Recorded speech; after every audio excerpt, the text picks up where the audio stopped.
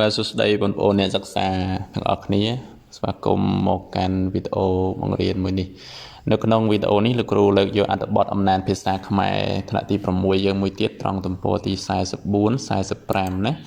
យកមកអានឲ្យបងប្អូនទាំងអស់គ្នាមើលក្រែងលោមានពាក្យពិបាកឬក៏ពាក្យដែលបងប្អូនមិនទាន់ចេះអានហើយមួយវិញទៀតនៅពេលលោកគ្រូអានអត្ថបទអំណាចនេះចប់លោកគ្រូនឹងធ្វើកំណែលំហាត់ឲ្យបងប្អូនទាំងអស់គ្នាផងដែរដើម្បីឲ្យបងប្អូនទាំងអស់គ្នាអាចផ្ទៀងផ្ទាត់ជាមួយនឹងចម្លើយដែលបងប្អូនបានគិតឬក៏បងប្អូនដែលអត់ចេះធ្វើអញ្ចឹងបងប្អូនអាចមើលចម្លើយដែលលោកគ្រូបានបង្ហាញណាតែអញ្ចឹងកុំឲ្យខាតពេកយើងចូលទៅដល់អត្ថបទអំណាចរបស់យើងតែម្ដងហើយលោកគ្រូសូមបញ្ជាក់ផងដែរសូមបងប្អូនទាំងអស់គ្នាមើលដោយយកចិត្តទុកដាក់ណាដើម្បីចេះពាក្យពិបាកឬក៏ពាក្យដែលបងប្អូនមិនទាន់ចេះអានទាំងអស់គ្នាតោះចាប់ផ្ដើមតែម្ដងអំណាចរ៉ែមាសនៅកម្ពុជាបាទត្រង់រូបភាពនេះលោកគ្រូសូមផ្លាស់ចោលចូលដល់អត្ថបទរបស់យើងតែម្ដងខេត្តនីមួយនៅប្រទេសកម្ពុជាមានធនធានធម្មជាតិដោយឡែកពីគ្នាថ្មីនេះ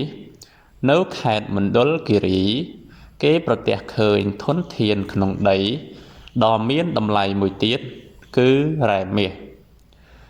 អ្នកស្រាវជ្រាវជនជាតិអូស្ត្រាលីបានផ្ដល់ព័ត៌មានថាគេបានរកឃើញរ៉ែមាសប្រហែលជាង8លានតោននៅកាទីនិងមេម៉ង់ស្រុកកែវសីមា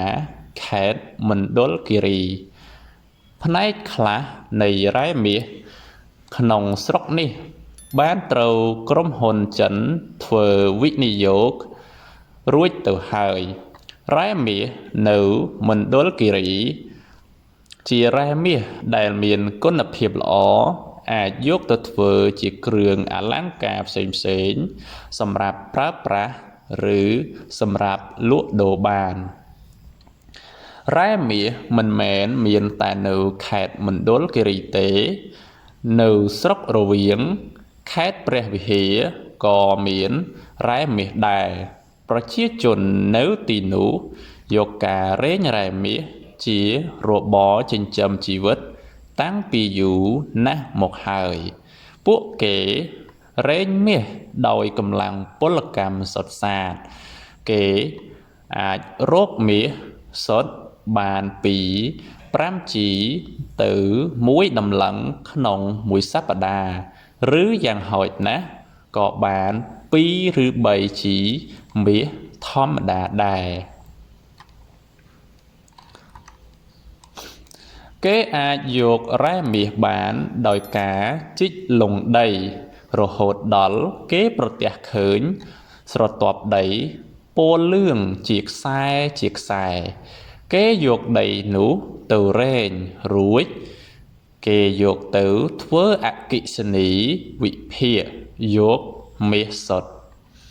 គេត្រូវប្រែក្លាយវាឲ្យទៅជាមាសទឹក10សុទ្ធមាសជារូបិយប័ណ្ណសំខាន់សម្រាប់ទ្រទ្រង់សេដ្ឋកិច្ចជាតិក្នុងនាមជាកុលបុត្រកុលធីតាខ្មែរត្រូវជួយថែរក្សាសម្បត្តិធម្មជាតិទាំងនេះឲ្យគង់វង្សបានយូរអង្វែងដើម្បីឲ្យប្រទេសជាតិបានរីកចម្រើនដោយប្រទេសនានានៅក្នុងតំបន់អាស៊ីអាគ្នេយ៍និងប្រទេសជឿនលឿនលើពិភពលោកបាទយ៉ាងម៉េចដែរបងប្អូនមានពាក្យពិបាកច្រើនទេក្នុងអត្ថបទអំណាចនេះបាទប្រហែលជាមានច្រើនដែរណាចាំបងប្អូនបើសិនជាអត់ទាន់ទេបងប្អូនអាចខាថយក្រោយហើយមើលអានភាសាទៀតណារៀនអានម្ដងទៀតតែអញ្ចឹងសង្ឃឹមថាបងប្អូននឹងចេះឲ្យត្រង់ពាក្យពិបាកនៅក្នុងអត្ថបទអំណាចនេះណាតែឥឡូវយើងចូលមកដល់សំណួរនេះកន្លែងសំណួរនេះគឺលោកគ្រូអត់ធ្វើជូនបងប្អូនទេណា1ដល់5នេះគឺអត់ធ្វើទេចាំបងប្អូនអាចមើលអត្ថបទខាងលើហើយរៀនឆ្លើយខ្លួនឯងណាលោកគ្រូជឿថាបងប្អូនអាចធ្វើបានណាក្នុងអត្ថបទយើងនឹងមានទេអ្វីដែលលោកគ្រូនឹងធ្វើឲ្យគឺលំហាត់នេះតោះយើងមើលលំហាត់បន្តិចហើយបន្តិចទៀតលោកគ្រូនឹងបង្ហាញចម្លើយអញ្ចឹងលំហាត់មាន3ចំណុចកខហើយនិងគចំណុចកគេដាក់ថាចូលអាននិងពន្យល់នៃពាក្យពហុព្យាង្គខាងក្រោមអញ្ចឹងគេឲ្យយើងអានហើយនិងពន្យល់នៃ bịa bờ hụp chiếng là cụ thọp bàn prap ấy cứ bịa đại miền chiếng chập pì lăng tới ha thà bịa hụp chiếng này nè ta lấy dân mơ bịa bờ hụp chiếng bỏ dưới dân an tịt mớ hay tọt mớ chăm dân bột một ai mơ bạc tiền của crom sânกับbán rồi còn dân mơ bạc chân nào cromกับbán này hay chăm tiêu toát cho mười lục cụ nè ta lấy dân an tịt mớ akisani nè bịa tịt mớ akisani tiệp pí rúp bay dạ bàn thì bấy set thạch thì 4 con lợp bột nhờ ăn thà con bột đấy nhờ thà con lợp bột hay thì 5 con thị đà anh mình con lạ thị đà để dạng thà con thị đà anh ấy con lợp bột này con thị đà hay trong cái acne ta mà nói tiếp akisani rúp bay bàn set thạch con lợp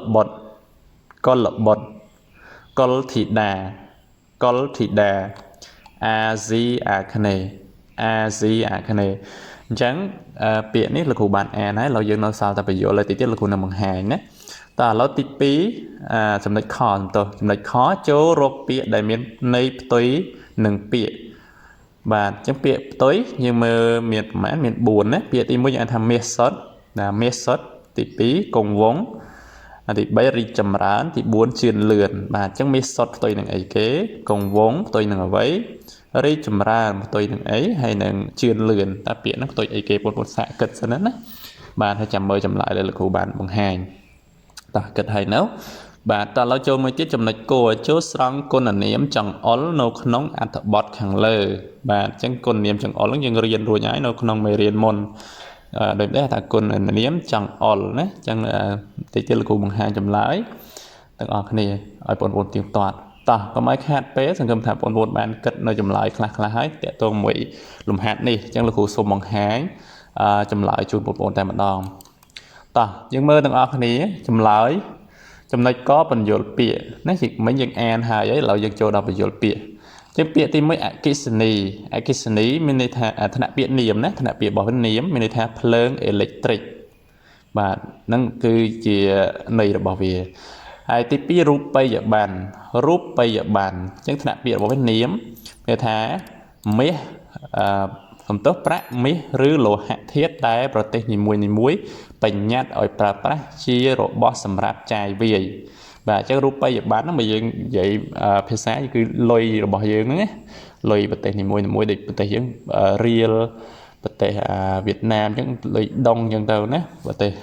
អាមេរិកអញ្ចឹងគឺលុយដុល្លារអញ្ចឹងទៅអាហ្នឹងគឺគេហៅថារូបិយប័ណ្ណតើហើយទី3គឺសេដ្ឋកិច្ចថ្នាក់ពាក្យនាមមានន័យថាកិច្ចការប្រសើរបំផុតមុខរបរដ៏ឧត្តមមុខការដែលមានប្រយោជន៍ក្នុងប្រទេសនីមួយបាទតើចាំបងប្អូនមើលតាមហ្នឹងទៅហើយកុលបុត្រថ្នាក់ពាក្យនាមមានថាកូនប្រុសណាកុលបុត្រហ្នឹងកូនប្រុសហើយកុលធីតាហ្នឹងគឺមានថាកូនស្រីណាកុលធីតាហើយមួយទៀតអាស៊ីអាគ្នេយ៍ថ្នាក់ពាក្យនាមមានថាទ្វីបអាស៊ីប៉ែកអាគ្នេយ៍បាទអញ្ចឹងត្រង់បញ្យលពាក្យទាំង6នេះលោកគ្រូបានបញ្យលហើយបងប្អូនអាចកត់តាមហ្នឹងទៅត្រូវហើយតែយើងមើលចំណុចបន្តទៀតគឺចំណុចខចំណុចគោចំណុ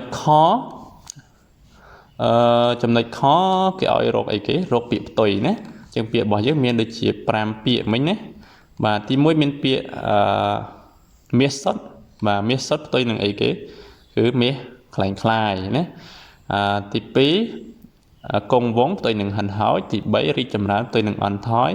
ជឿនលឿនផ្ទុយនឹងអន់ថយហើយឆាប់រហ័សគឺផ្ទុយនឹងយឺតយ៉ាវមិញដូចមានមែន4ដែរលោកគ្រូដូចមាសសុទ្ធគង់វង្សរីកចម្រើនជឿនលឿនចុះលោកគ្រូបានឆាប់រហ័សមកពីណាបន្ថែមឲ្យណាក្នុងលំហាត់យើងដូចជាមានតែ4ទេបាទតោះអញ្ចឹងម្ដងទៀតមាសសុទ្ធផ្ទុយនឹងមាសខ្លាយគង់វង្សហិនហោចរីកចម្រើនផ្ទុយនឹងអន់ថយជឿនលឿនផ្ទុយនឹងអន់ថយដូចគ្នាហើយកន្លែងនេះលោកគ្រូដូចជា copy មកពីចំណុចមុនទេតោះបន្ថែមឲ្យណាឆាប់រហ័សផ្ទុយនឹងយឺតយ៉ាវតើចំណុចគួរគុណនាមចង្អុលក្នុងអត្ថបទខាងលើហ្នឹងមានពាក្យអីគេខ្លះមិញគេសួរណាបាទនេះកន្លែងនេះ បាទគេឲ្យស្រង់គុណនាមចង្អុលនៅក្នុងអត្ថបទអញ្ចឹងលោកគ្រូស្រង់បានចំនួន3ទី1ពាក្យនេះពាក្យនោះហើយនិងពាក្យទាំងនេះបាទអញ្ចឹងនៅក្នុងអត្ថបទខាងលើហ្នឹងគឺលោកគ្រូរកទៅឃើញមានតែ3ហ្នឹងទេបើសិនជាបងប្អូនមើលទៅឃើញមានកន្លែងណាទៀតជួយ comment ប្រាប់លោកគ្រូផងណាតែលោកគ្រូរកឃើញតែ3គឺពាក្យនេះនោះហើយនិងទាំងនេះបាទអញ្ចឹងដូចជាអស់ហើយសម្រាប់វីដេអូហ្នឹងគឺលោកគ្រូបានអានអត្ថបទអំណានហ្នឹងឲ្យបងប្អូនទាំងអស់គ្នា Hello មានពាក្យពិបាកជួយទៅដល់បងប្អូនដែលខ្សោយអំណានហើយមួយវិញទៀតគឺកំណែលំហាត់គឺមានតែ2ចំណុចហ្នឹងទេបាទសង្ឃឹមថាបងប្អូនបានជាប្រយោជន៍សម្រាប់ការរៀនរបស់បងប្អូនទាំងអស់គ្នាណាចឹងអរគុណសម្រាប់ការមើលវីដេអូរបស់លោកគ្រូរៀនជាមួយលោកគ្រូហើយយើងនឹងជួបគ្នាម្ដងទៀតនៅក្នុងវីដេអូថ្មីណាវីដេអូក្រោយសម្រាប់ពេលនេះលោកគ្រូអស់ហើយគឺមានតែប៉ុណ្្នឹងទេហើយជួបគ្នាក្នុងវីដេអូក្រោយសុខសប្បាយ